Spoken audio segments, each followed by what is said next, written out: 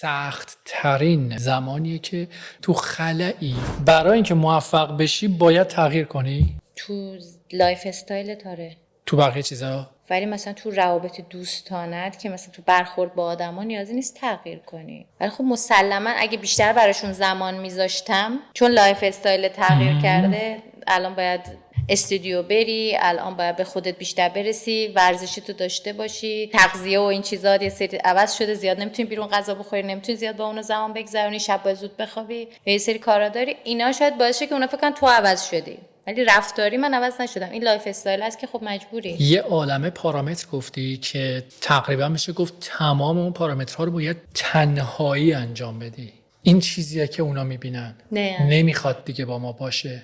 اینه که ناراحت میکنه. شاید من فکر میکنم که سخت ترین مرحله از یک زندگی زمانیه که شما تصمیم میگیری از یک گروه و دسته‌ای که هستی بری بالاتر. تو حین این بالا رفتن اینجاها سخت ترین زمانه. چرا؟ اینا دیگه دوستت ندارن و باهات بدن، اونا هم که اصلا حسابت نمیکنن.